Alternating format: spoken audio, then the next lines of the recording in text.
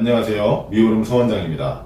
오늘은 보톡스에 대해서 말씀을 드리겠습니다. 보톡스라는 것은 보툴리눔 균이 있어요. 이 균에서 사람의 해로운 부분은 빼고 남겨놓은 신경 독성 물질을 정제한 물질입니다. 다시 말해서 사람한테 독성을 미치지 않고 신경만 잘 마비시킬 수 있는 그런 물질인데 타입은 타입 A, 타입 B 두 가지 종류가 있습니다. 그래서 우리나라하고 지금 현재 쓰이고 있는, 전세적으로 쓰이는 대부분의 보톡스는 타입 A 보톡스이고, 타입 A는 물하고 섞는 형태로 나와 있고요. 타입 B는 액체 형태로 나와 있습니다. 원리는 아까 말씀드렸다시피 신경을 마비시키는 거라고 그랬죠. 신경을 마비시켜서 신경이 작용하는 근육을 못 쓰게 하는 것이에요. 그러면 자, 이게 못 쓰게 하면 작용이 어떻게 나타나느냐. 이는 눈가주름이나 미간주름 있는 데에 맞으면은 수일 내로 근육이 움직이지 않게 됩니다. 움직임이 굉장히 많이 떨어지게 되기 때문에 주름이 많이 줄어드는 그런 현상을 나타나게 되고요. 사각형이나 종아리는 고용량으로 투여하게 되고, 이 고용량으로 투여를 하게 되면은 근육을 계속 못 쓰게 되기 때문에 결국 근육이 위축되는 효과가 있어요. 그 결과로 종아리가 줄어들든지 사각형이 줄어들든지 하는 원리입니다. 보톡스는 잘 활용하면 굉장히 좋은 것입니다. 왜냐하면 가장 큰 장점은 주름 예방 효과를 가지고 있는데요. 여기서 함정이 있는 것은 내성을 가지고 있다는 거예요. 이 내성은 왜 생기느냐 하면은 결국 원리가 단백질이기 때문에 우리가 백신 맞듯이 보톡스를 한번 맞게 되면 6개월 내에 몸에 항체라는 게 생기게 돼요. 이 항체가 있는 기간 내에 맞게 되면은 보톡스를 맞으셔도 효과가 약하거나 소용이 없게 됩니다. 따라서 1년에 2번 정도 시술을 받는 것을 권장드리고요. 더 이상 자주 맞으시면 내성이 생겨서 점점점 보톡스가 안 듣게 됩니다. 이 간격을 충분히 좀 지키시는 것이 좋은데요. 예를 들면 저희 집사람은 15년 정도 보톡스를 꾸준히 맞고 있는데 1년에 2번 정도 맞고 있기 때문에 내성 없이 잘 유지되고 있습니다. 보톡스에는 외국산과 국산이 있는데요. 둘 다 타입 A, 같은 타입 A의 보톡스입니다. 외국산의 종류로는 보톡스, 디스포트, 제오민 등이 있고, 국산의 종류는 메디톡신, 보툴렉스 등이 있죠. 그런데 이 둘의 작용의 차이는 없다고 보시면 됩니다. 실제로 써봐도 역가가 차이가 있거나 내성의 차이가 있거나 하는 것이 아니고, 다만 그 맞는 횟수를, 맞는 간격을 지키지 못하면 내성이 생기는 것이고, 맞는 간격을 잘 지키시면 효과가 거의 균일하게 다 같이 똑같이 난다고 보시면 됩니다. 그러면 성형외과에서 외국산은 더 비싸게 받던데 네. 효과가 똑같은데 왜 비싸게 받는 거예요? 효과는 같다고, 효과는 거의 비슷하거든요. 제가 써보면. 그런데 필러도 마찬가지고, 외국산이 수입해서 들어오는 통관 과정도 있고, 아무래도 원가가 비싸기 때문에 그 원가 비용 때문에 가격이 올라간다고 보시면 됩니다.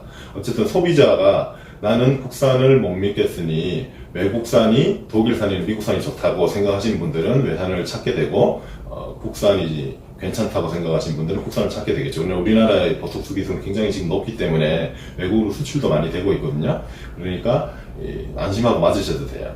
보톡스 타입 A에도 사람 혈장을 베이스로 만든 것이 있고 동물 혈장을 베이스로 만든 것이 있어요. 옛날에 이제 퀄리티가 떨어지는 거는 동물 혈장 베이스를 갖고 있으면 알러지 이런 문제가 생길 수가 있겠죠. 근데 국산은 전 제품이 다 사람 혈장 베이스로 만들어져 있어요. 그래서 외국산하고 알레르기가 외국산에 비해서 역가가 떨어져서 효과가 떨어진다든지, 외국산에 비해서 이 정제가 돼서 알레르기가 많이 생긴다든지 이런 것은 나타나지 않는다고 생각하시면 됩니다. 또 여기에 대한 디베이트가 있는데요.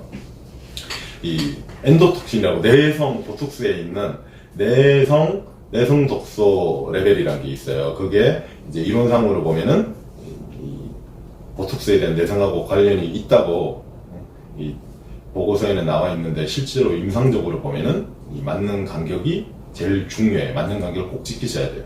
이것을 보통 보면 이제 의료 쇼핑을 많이 하시죠. 보톡스는 흔히 병원에서 보통 이제 이벤트 같은 걸 할 때 여러 병원에서 걸고 있는데, 내가 주름이 4개월 전에 맞았는데 금방 주름이 6개월이 안 됐는 상태에서 옆 병원에서 이벤트 하니까 또 가서 그 병원 가면 또 맞으라 그러겠죠. 그런 식으로 반복해서 짧게 맞다 보면은 내성이 이제 생겨버리는 거고, 그 내성이 생기면 돌아오기가 보톡스에는 안 들을 가능성이 굉장히 많아요.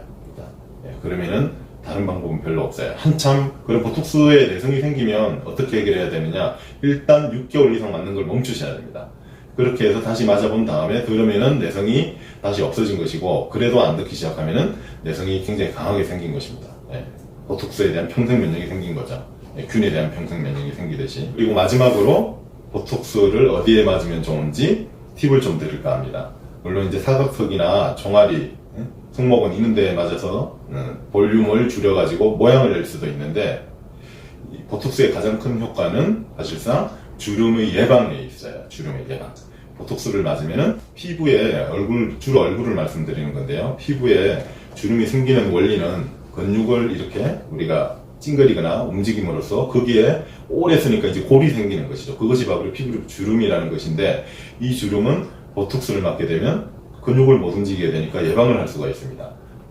그래서 예방 목적으로, 주름에 대한 예방 목적은 보톡스 맞는 것이 없다고 봐야 되겠죠. 그 중에서도 꼭 추천드리고 싶은 것은 이 미간하고 이 눈가 있죠.